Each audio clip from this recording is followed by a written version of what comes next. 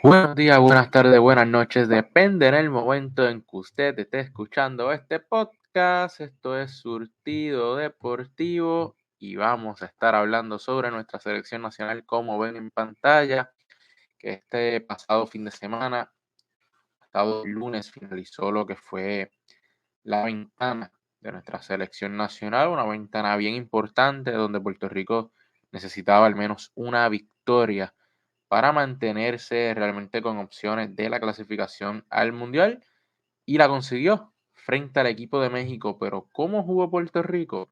Vamos a verlo y vamos a hablarlo aquí en esta edición de Surtido Deportivo, hablando sobre nuestra selección nacional en las ventanas. Ese primer partido fue contra Estados Unidos, eran 83-75, partido donde Estados Unidos dominó, lo que fueron los rebotes 40-38 por dos rebotes nada más, los rebotes defensivos 28-24, los ofensivos 14-12 dominó Puerto Rico. En cuanto a los porcentajes de tiros, 48% Estados Unidos, un 42% Puerto Rico. En los tiros de 2 puntos, el tiro de 3 puntos, ahí podemos ver la diferencia más grande, donde Puerto Rico solamente anotó un 22% de sus intentos.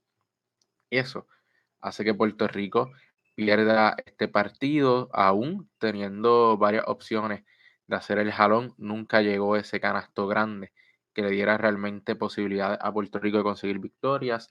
Un partido donde Puerto Rico no estuvo muy bien en cuanto a asistencia se refiere. En turnovers realizaron 14, en cuanto a robo estuvieron empate, en puntos tras pérdidas se pudo dominar, en puntos al contraataque nos dominaron 18-13, en puntos en segunda oportunidad de igual manera, puntos en la pintura lo dominaron los nuestros, al igual que lo que fueron los puntos en el banquillo, como pueden ver. Puerto Rico solamente tuvo ventaja de 2 puntos en algún momento dado. Luego de allí, Estados Unidos dominó todo el partido por casi 20 puntos. Estuvo bastante cómodo por gran parte del partido. Puerto Rico no se vio para nada bien, esa es la realidad. Los nuestros no se vieron con ni una sola jugada ofensiva en este partido, muy perdidos, muy malas decisiones, los muchachos no se encontraban en cancha, la bola no se movía, mucho uno contra uno como siempre. Cuando caemos en desesperación, nos vamos a lo que conocemos, que es el juego de guerrilla, el uno para uno, el yo la tengo, yo la tiro, un pick arriba nada más, vamos a buscar, penetrar hacia el canasto, y eso fue exactamente lo que pasó. Puerto Rico también tuvo muy poco tiempo en cancha George Condit, que eso le podía dar a Puerto Rico un panorama más favorable en cuanto a la posición de la pintura se refiere, porque Condit puede salir afuera a defender, puede defender en la pintura, anota a media distancia, anota de espalda al canasto, anota de frente, venciendo a su rival por tierra, y solamente jugó 16 minutos, consiguió 5 puntos en apenas 3 intentos con 3 rebotes. Así que en 16-32, Condit hizo el trabajo para Puerto Rico, pero no le dieron más minutos. José Alvarado jugó muy bien, 20 puntos, un 41% de campo, un 33% del área a los 3 puntos. Jean Clavel con 17, pero no se vio muy bien. Ismael Romero con 15 en puntos que le llegaban en rebote ofensivo o en los pocos rompimientos rápidos que Puerto Rico pudo tener. Consiguió también 7 rebotes. Chris Ortiz tuvo un buen juego en cuanto a defensa se refiere, pero en ofensiva nos aportó 6 puntos nada más. Jordan Murphy no se encontró. En ninguno de los dos partidos Jordan Murphy se encontró. Y Javier Mojica 6 puntos. Puntos que realmente no tuvieron ningún impacto en el equipo de Puerto Rico. Ese juego fue muy malo. La defensa de Puerto Rico no estuvo presente como fue luego en el juego contra México, del que vamos a estar hablando más adelante. La parte técnica de Puerto Rico nuevamente no se vio. Puerto Rico no parecía tener ni una sola jugada ofensiva. No vinieron los tiempos, valga la redundancia, a tiempo. La rotación de jugadores no fue la mejor. Y Puerto Rico pagó el precio en ese juego contra Estados Unidos, que literalmente se tomó como un partido de práctica, como un partido para ver qué era lo que tenía el equipo y cómo podía competir contra Estados Unidos. No se vio la urgencia ni del staff técnico ni de los jugadores de que ambos partidos eran importantes y de que ambos partidos Puerto Rico tenía que dominarlos. Eso realmente no se vio para nada en en este primer partido de esta ventana. Pasamos entonces al segundo partido frente a México, que Puerto Rico lo termina dominando en tiempo extra, 97-87, un partido donde Puerto Rico dominó ampliamente los rebotes, 37-25 los defensivos, 14-10 los ofensivos, y quizás usted se sorprende, pero no se sorprenda tanto. El equipo de México solamente tenía un centro regular, que era Daniel Amigo, no había otro jugador de esa posición de la pintura que fuese un centro regular. Por eso es que Puerto Rico termina dominando en los rebotes, porque George Condit, que de nuevo solamente jugó 16 minutos con 42 segundos y tuvo solamente 3 intentos al canasto, consiguió 6 puntos y 8 rebotes. Adicional a eso, José Alvarado consiguió 7 rebotes e Ismael Romero 12 rebotes. Así que Puerto Rico tuvo a dos hombres grandes que estaban activos en la pintura y a un armador como lo es José Alvarado, mientras que México solamente tuvo a Daniel Amigo como un centro real para este equipo. Los demás jugadores eran undersized, como lo es Fabián Jaimes, que es un jugador undersized, consiguió 6 rebotes, 11 puntos, jugó muy bien, pero no hay este gran centro dominante como lo era Gustavo Ayón en el pasado para esta selección de México y como lo pudiera hacer Josh Condit para Puerto Rico, pero no le están dando la oportunidad de jugar más de 16 minutos. Un joven que frente a Serbia lució muy bien en prácticamente su debut con nuestra selección nacional bajo el mandato de Eddie Casiano.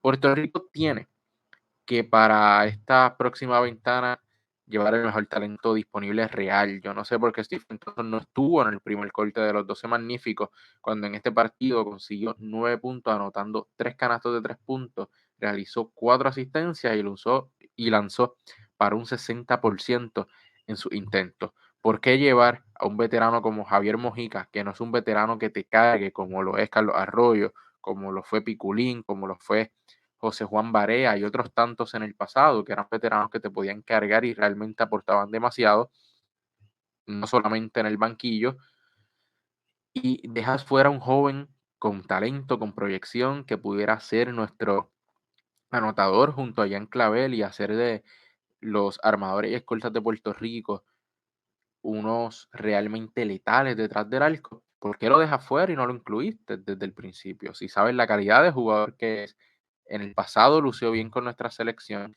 está luciendo bien en el BCN, sabemos lo que proyecta y puede hacer, pues vamos a tenerlo en el primer corte de los 12. Quizá nos hubiese dado una dimensión diferente en el partido frente a Estados Unidos, eso no lo sabemos, porque es este tipo de jugador que se adapta muy bien al estilo de juego estadounidense.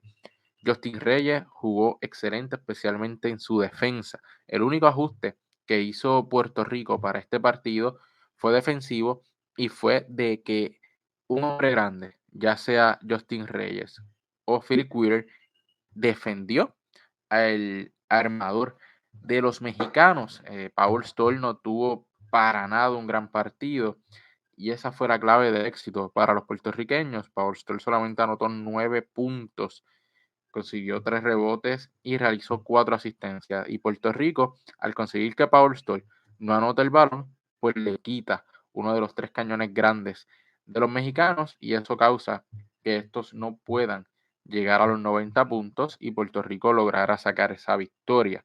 Paco Cruz consiguió 19, Gabriel Girón consiguió 14, que son los cañones grandes ofensivos junto a Paul Stoll de Puerto Rico logró mantener a uno de ellos por debajo y allí entonces es que consigue opciones a victoria, pero hay que destacar, aunque Gary Brown no tuvo una gran ventana, curiosamente, al que se le va el juego de las manos en el cuarto parcial es a José Alvarado con muy malas decisiones, a pesar de que termina con 22 puntos, 7 rebotes y 7 asistencias.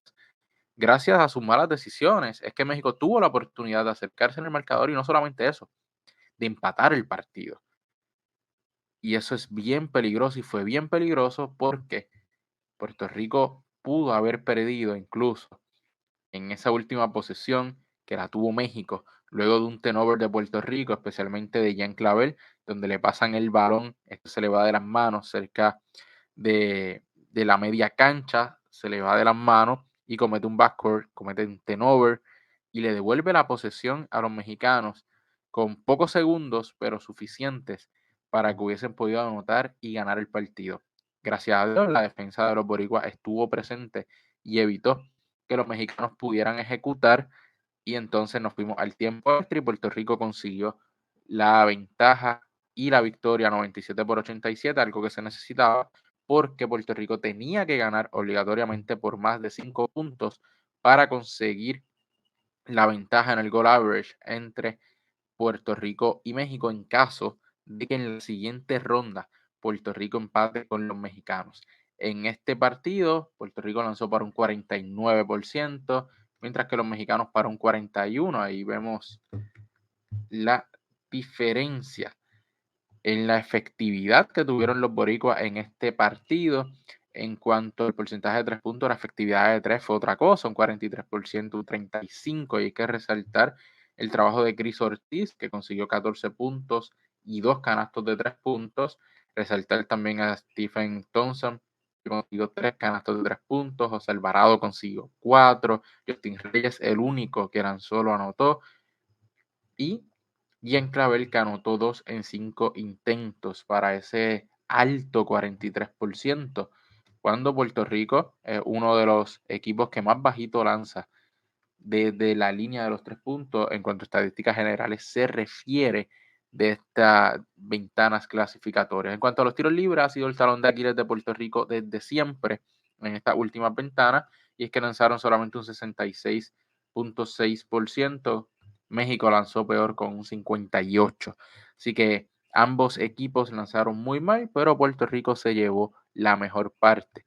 En robos, dominaron los mexicanos 9-7, en asistencias 25-24, en pérdidas, Puerto Rico realizó 19, y eso siempre mantuvo en juego a los mexicanos. Puerto Rico nunca pudo sellar el partido en ese cuarto parcial, al contrario, comenzaron a hacer errores tras errores tras errores, malas tomas de decisiones, y le permitieron entrar en juego, anotando canastos de 3 puntos, especialmente a Paco Cruz, que estuvo gran parte del juego silenciado, y en el cuarto parcial anotó cerca de 2 a 3 canastos de 3 puntos que le dieron la oportunidad a los mexicanos. Incluso México tuvo en el tiempo extra 3 intentos consecutivos completamente abiertos, completamente solos, desde la zona de los 3 puntos, y no pudieron anotar. México tuvo la oportunidad de anotar un triple de Paul Stoll que lo hubiese puesto en juego en el último minuto, último segundo, pero entró frío del banco, y algo que le critico a Mark Quinteros porque debió empezar ese parcial con Paul Stoll y no sacarlo nunca. Le estaban dando la opción de anotarle los 3 puntos, estaba quedando un mexicano solo de las horas de los 3 puntos, y si están defendiendo bien a Paco Cruz y a Gabriel Girón, entonces era Paul Stoll el que se iba a quedar solo para anotar, y si entonces la defensa venía hacia él, era Girón o Paco Cruz, así que se le abría la oportunidad a uno de los tiradores mexicanos de poder anotar el triple. Lamentablemente eso no fue así. Paul Stoll vino para una jugada en específico, vino frío del banco y falló ese intento, y allí entonces se sepultaron lo que eran las esperanzas de los mexicanos de poder conseguir victoria frente a la selección boricua. En los puntos en la pintura dominaron los mexicanos, puntos del banquillo dominó Puerto Rico 36-14. Este equipo de México no tiene una gran profundidad en su banquillo, por lo menos esta edición que nos visitó para esta ventana, mientras que Puerto Rico está en ese cambio generacional con Stephen Thompson, Justin Reyes debutando por primera vez en un evento oficial de FIBA. Tiene a jugadores como George Condit, como Ismael Romero, que han hecho el trabajo. Condit vino en el cuadro regular a pesar de que jugó muy poco, mientras que Romero vino del banco, y eso le da un plus a Puerto Rico. Puerto Rico, la mayor ventaja fue de 18 y no la pudieron mantener. Incluso los mexicanos pudieron empatar. Eso es imperdonable. Nuevamente, el coaching staff no estuvo completamente a la altura, pero por lo menos se pudo sacar la victoria y se vio uno que otro ajuste, especialmente en el lado defensivo y en la ofensiva, tratando de involucrar más a Condit en un momento dado. Luego se olvidaron de que George Condit existía y caímos de nuevo en el mismo juego del 1 contra 1, de lanzarle 3 puntos, de buscar muy poco al hombre grande. Cuando tenemos un hombre grande que quizás sí puede trabajar en la zona de la pintura, no lo estamos sabiendo utilizar como se utilizó muy bien en el pasado. En el grupo D, Puerto Rico entonces termina en la tercera posición con 3 victorias, 3 derrotas. Hay que destacar que Puerto Rico, el único equipo que derrotó fuera de Cuba, fue a la selección de México. De las 3 victorias que tenemos, 2 fueron frente a la selección cubana. Así entonces México queda segundo con 4-2 y Estados Unidos primero con 5-1. Tiene una derrota frente a la selección de México. Así que Puerto Rico pasa al grupo E, donde Brasil está dominando con 5-1 junto con Estados Unidos. Luego le sigue Uruguay con 4-2, al igual que México. En la quinta posición entonces que está Puerto Rico con 3-3. Y en la última Colombia, quien es el que pasa con 2-4. Puerto Rico, sus promedios generales son de 78 puntos por noche. En cuanto a puntos se refiere, Puerto Rico está en la posición número 8 de los 16 equipos que estaban participando. Estamos por debajo de Venezuela, Bahamas, México, República Dominicana, Brasil, Estados Unidos y Canadá. En cuanto a rebotes, Puerto Rico promedia 39 rebotes por desafío. Está en la posición número 7, empatado con Argentina. Por encima de Puerto Rico está Estados Unidos, Venezuela, Cuba, Canadá, República Dominicana y Brasil, que recogieron por encima de 40 rebotes, especialmente Brasil, que está primero, recogió 48.5 rebotes por desafío. En cuanto a las asistencias, Puerto Rico está en la posición número 9 en cuanto a asistencias se refiere y promedian 16.5 asistencias por partido.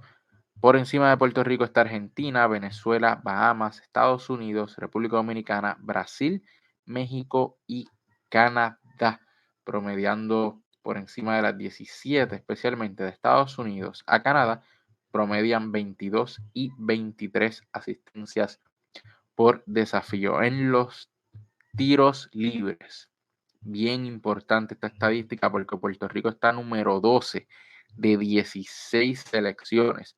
Curiosamente, República Dominicana y Argentina están por debajo de Puerto Rico en este renglón, así que lanzan muy, muy mal. Pero por encima está Panamá, México, Estados Unidos, Uruguay, que nos enfrentaremos a ellos, Chile, Paraguay y Brasil, que también nos enfrentaremos a ellos, Venezuela, Colombia y las Vírgenes y Canadá. También Puerto Rico se enfrentará a Colombia y Colombia es el tercer equipo que mejor lanza de la línea de las tiradas libres con un 72%. Así que todos los equipos tiran bastante aceptable o mal, en el caso de los que lanzan por debajo de un 70%. El mayor efectivo es Canadá con 76.5%, que tampoco es demasiado. En rebotes ofensivos, Puerto Rico promedia 12.3, rebotes defensivos 26.3, en por ciento de campo, Puerto Rico promedia un 44.8%, está número 6 en ese renglón. Muy importante que Puerto Rico está dentro de los mejores en cuanto a porcentaje de campo se refiere. Esa efectividad es muy buena. Por encima de Puerto Rico están México, República Dominicana, Brasil, Estados Unidos y Canadá. En cuanto a porcentaje de 2 puntos, anotan un 50.9%. Puerto Rico está octavo también en este renglón. Por encima de él está Argentina, Dominicana, Bahamas, Venezuela, Canadá y Brasil. En los 3 puntos, un 32.6%, donde Puerto Rico está octavo. Por encima de Puerto Rico está Argentina, Uruguay y Brasil, que son dos de los equipos con los que nos vamos a enfrentar. Estados Unidos, Dominicana, México y Canadá. Importante, ¿por qué estoy mencionando todo esto?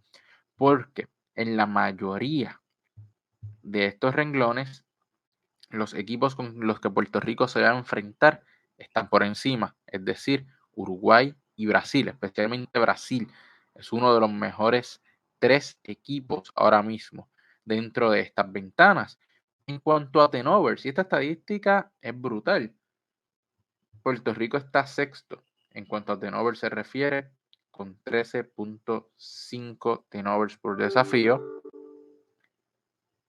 pero Brasil está cuarto con 14.5, así que Brasil realiza un turnover más que Puerto Rico en cuanto a promedio se refiere, pero equipos como Uruguay es el tercer mejor equipo cuidando el balón, el segundo mejor equipo, mejor dicho, cuidando el balón, con apenas 10.5 turnovers. Y Colombia está cuarto con 11.5 cuidando el balón. O sea, solamente 11.5 turnovers por desafío. Así que el cuarto equipo que mejor cuida el balón, Puerto Rico se estará enfrentando a estos equipos en la siguiente ronda. Los turnovers puede ser algo que nos pase mucha factura cuando nos vayamos a enfrentar a este tipo de equipo que maneja muy bien el balón, equipo donde sus armadores son muy inteligentes. Puerto Rico no se puede dar el lujo de cometer turnover tras turnover tras turnover, como hizo frente a Estados Unidos y como hizo luego frente a México, especialmente en ese cuarto parcial. Eso no puede ser posible. Eso no puede pasar. En cuanto a eficiencia, Puerto Rico está octavo con una eficiencia la pueden ver en pantalla, 81.3. Por encima de Puerto Rico está Argentina, México, Venezuela, Dominicana, Estados Unidos, Brasil nuevamente con una eficiencia de 112.2, mi gente. Puerto Rico se va a enfrentar a Brasil en la siguiente ronda. Como ya mencioné, uno de los mejores equipos. Los próximos partidos de Puerto Rico son frente a Brasil y frente a la selección uruguaya, a la selección de Martín Osimani, un jugador que pisó suelo boricua en un momento dado en el baloncesto superior con los de San Germán y por un tiempo fue el capitán de esta selección uruguaya. Puerto Rico se estará enfrentando el próximo 25 de agosto a la selección brasileña y luego estarán enfrentando entonces a la selección uruguaya. Puerto Rico se juega la vida en esos partidos. Prácticamente la cuesta está bien empinada. La cuesta está bien difícil para los nuestros porque como vimos en el standing, Puerto Rico pasa con 3-3. México, con dominar 2 partidos más, tendría 6-2. Puerto Rico, si divide en 1-1, seguiría con 4-4 y eso dejaría fuera a Puerto Rico prácticamente de la clasificación porque los primeros 3 son los que consiguen esa clasificación. Así que Brasil, Estados Unidos, Uruguay y México hasta el momento son los equipos que se están disputando esa clasificación. Uno de ellos se va a quedar fuera. Puerto Rico y Colombia pues intentarán hacer lo mejor posible en esta segunda vuelta para ver con qué récord pueden terminar, porque los récords se arrastran y luego se suman y ahí entonces tendríamos los 3 clasificados. Así que difícil, no imposible, pero bien difícil para Puerto Rico. Para esa ventana en agosto, Puerto Rico tiene que convocar sus mejores jugadores. Si el hermano de Stephen Thompson, Ethan Thompson, está disponible, bienvenido sea. Tiene que volver José Alvarado con nuestra selección. Gary Brown tiene que elevar su nivel de juego y ser ese jugador inteligente en cancha, porque Alvarado es un jugador que vimos que las emociones lo dominan por completo y eso es algo que le va a costar poco a poco mientras vaya jugando más partidos FIBA. Ya Gary tiene esa experiencia, tiene que ser ese jugador que mentalmente calme las situaciones, que tenga el IQ, que vuelva a jugar al nivel que nos tiene acostumbrados en el pasado. Con José Alvarado, Gary Brown, Alfonso Plomo, el que ya dijo que está disponible y debe estar convocado. Y si no está convocado, la federación está fallando grandemente. Alfonso Plomo debe estar convocado para la siguiente ventana. Con esos 3 como armadores, Puerto Rico no debe tener ningún problema. Stephen Thompson debe estar en cancha. Justin Reyes no me molestaría para nada. Chris Ortiz se ganó volver a ser convocado. Philip Wheeler tiene que volver a ser convocado. George Condit tiene que ser nuestro centro regular. Y así sucesivamente. Muchos de los jugadores que quizás no estuvieron en esta ventana, hay que darle la oportunidad porque pueden hacer mejor a nuestro equipo. Un Allen Ford que no estuvo convocado tampoco para esta ventana, pero debe estar convocado para la siguiente. Y allí tener entonces jugadores como Allen Ford, Gian Clavel y Stephen Thompson en esa posición de escolta y alero. Son posiciones importantes porque entonces Philip Wheeler y Chris Ortiz pueden bajar a jugar de delantero si el juego lo permite, pero si no puede jugar alto con ellos en la posición de alero. Así que Puerto Rico tiene muchas opciones. Tiene a Jordan Cintrón, que lo dejaste, pero le puedes ir dando la oportunidad. A Arnaldo Toro lo mismo. Y Arnaldo Toro ya estuvo con la selección aún, en el pasado, aunque no jugó, pero estuvo presente bajo la dirección de Di Casiano. Así que Puerto Rico en la ventana de agosto tiene mucho para jugar. Jordan Howard también debe ser convocado y pudiera estar en el equipo porque es ese armador con Bogart, un armador que puede anotar, pero también pasa muy bien la bola. Tremont Waiters debe ser otro convocado, a ver qué sucede, a ver cómo le va en las prácticas. En esa convocatoria tienen que haber los jugadores que realmente son del futuro. Yo no quiero ver más a un Javier Mojica cuando estos jugadores están disponibles. Nosotros tenemos que evolucionar. Javier Mojica es un excelente jugador, un veteranísimo jugador que da el 100% cuando entra a cancha y eso nadie se lo quita. Pero no le podemos quitar el espacio a un juvenil como estos que yo mencioné por mantener un jugador veterano. Ya es tiempo de pasar el batón completo. Que sí, que van a cometer errores los muchachos, claro que sí. Que no se va a ganar todos, no se va a ganar. Esto es un proceso, mi gente. Pero estos jugadores tienen mucho, mucho talento que demostrar. Y Nelson Colón tiene que ponerse las pilas y ese staff tiene que ponerse las pilas y tienen que demostrar que técnicamente Puerto Rico está al nivel de estos muchachos, que Puerto Rico sí puede estar allá arriba, porque no solamente depende de ellos, también depende del coach, porque el coach es la cabeza.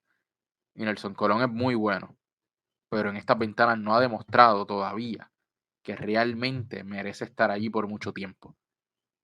Pareciera ser que con cada partido, que con cada ventana, Nelson Colón se juega la vida en nuestra selección nacional. Así que con eso los dejo, mi gente. Puerto Rico, aunque José Alvarado nos hizo vernos mejor frente a México y jugamos muy bien frente a México, el equipo completo se vio mejor. Como quiera se siguen viendo cosas que no deberían estar pasando, el equipo sigue jugando frío y caliente, siguen habiendo momentos donde volvemos al uno contra uno, donde no nos vemos bien y son más esos momentos donde no podemos controlarnos, donde no nos vemos bien y los baches ofensivos que tenemos que los momentos positivos que podemos sacar. Algo bien positivo, los juveniles que demostraron que tienen talento y la defensa de Puerto Rico que volvió a ser lo que era cuando estaba Eddie Casiano, porque en las ventanas anteriores de Nelson Colón sí se había visto bien, pero todavía no estaba esa defensa como habíamos visto en el pasado. Lo vimos en esta ventana, vimos una muy, muy, muy buena defensa, pero en ofensiva nos falta demasiado. No podemos seguir improvisando en la ofensiva. Puerto Rico necesita jugadas, Puerto Rico necesita sacar a Jean Clavel a que pueda tener tiros cómodos, que los armadores puedan romper la defensa e irse por tierra, que George Condit pueda jugar el uno contra uno cerca del canasto posteado, todo ese tipo de cosas. Hay que diversificar nuestra ofensiva, no podemos depender todo el tiempo de que nuestros armadores en el uno contra uno dominen o que de Jean Clavel domine en el uno contra uno.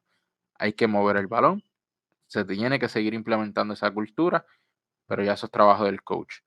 Hay que dirigir con altura en estas próximas ventanas, porque nos vamos a enfrentar a Brasil y a Uruguay, que son dos selecciones que juegan muy bien, pasan el balón y juegan físico, y una selección colombiana que viene de sorprender a muchos, ganándose a equipos grandes en estos últimos 2 años y viene de ganarse a la selección brasileña, propinándole la única derrota que tiene la selección de Brasil en estas ventanas hasta el momento. Mi gente, eso es todo. Pueden seguirnos en todas nuestras redes sociales, Facebook, Anchor Radio, Instagram y aquí en nuestro canal de YouTube como Surtido Deportivo. Dele like, dele a la campanita, comente, comparta para que otros también disfruten de nuestro contenido y recuerde todos los sábados si eres del área oeste de Puerto Rico de 6 a 6:30 de la tarde. por Radio Sol 1090 AM.